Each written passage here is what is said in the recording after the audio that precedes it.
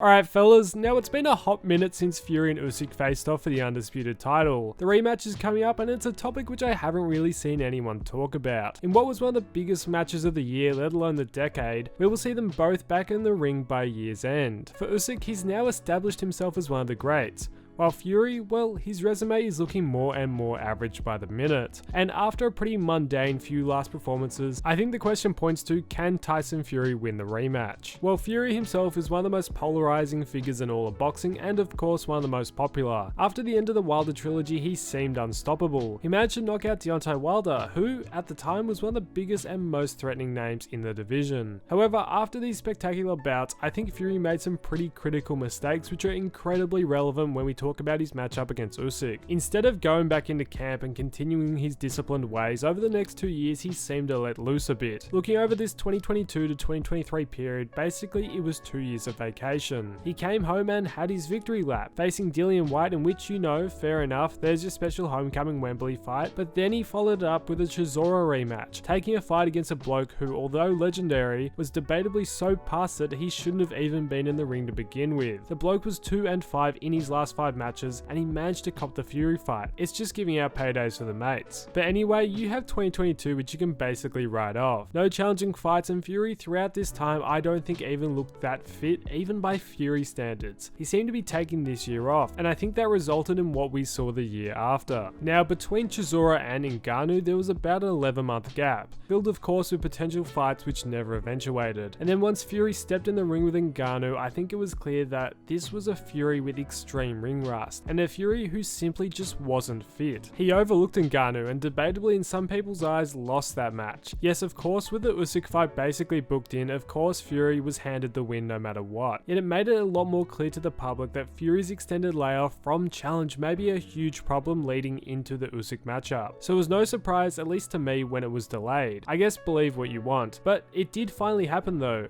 Although we didn't see an Ngannou Fury, I don't think we saw his best. Tyson Fury did come into this fight of course with his well-known advantages of size and reach, and for several rounds, he used these pretty effectively. His strategy early on was to maintain the distance and keep Usyk at bay with his long jabs, flicking them out to control the range and slow Usyk's relentless movement. Despite criticism for showboating, Fury's attempt to control the pace and create the illusion of dominance did work in the early exchanges, particularly in rounds 4 to 6, where he landed some powerful uppercuts and body shots that visibly affected Usyk. Fury's height and reach allowed him to land these strikes even when under pressure, and he momentarily took control of the fight by using these physical advantages. Fury's resilience also shone through in key moments, particularly when he was hurt in the ninth. Despite Usyk nearly knocking him down with a massive left hand, Fury managed to survive and rally into the latter rounds. His ability to absorb punishment and continue to fight back is a testament to his durability and toughness, characteristics that have been central to his success throughout his career. However, Fury's weaknesses in this fight were more apparent than his strengths. One of the most glaring issues was of course his inability to consistently maintain pressure on Usyk. Although Fury did have his moments of success in the middle rounds, he struggled to sustain that movement. His offensive spurts were brief and not enough to put significant pressure on Usyk,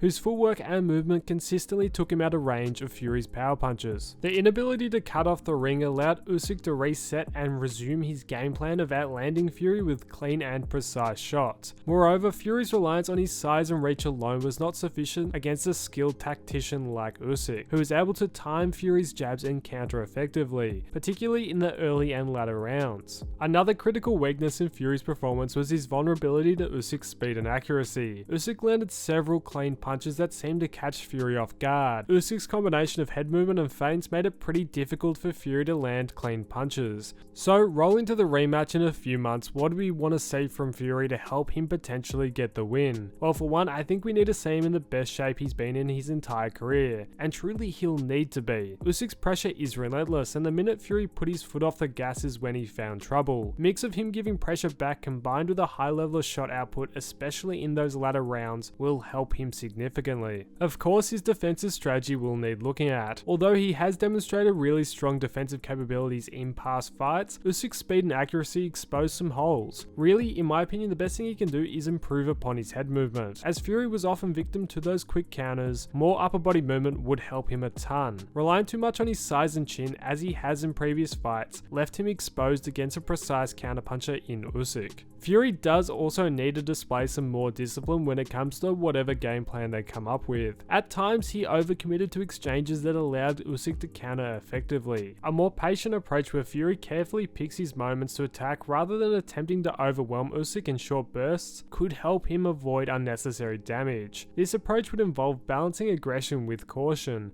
ensuring that Fury doesn't leave himself open to counters while trying to land his own shots. I think, although not directly related in his style, another thing I hope he gets rid of is John Fury out of his corner. I know it won't happen, and although he is his father, this was the first proper fight that Big John has been at in a long while. He wasn't at the Wilder fights because he wasn't allowed into America. John Fury, although he means well, was quite clearly the loudest one in the corner, giving Fury the worst advice, as well as being the only one creating unnecessary distractions throughout the build-up. This isn't Tommy Fury's influence of boxing, John, it's the biggest fight of your other son's life. Making it all about him clearly didn't help. I think although never ride off Fury, Usyk will also be improving, and my money will be on Usyk to pull off the victory.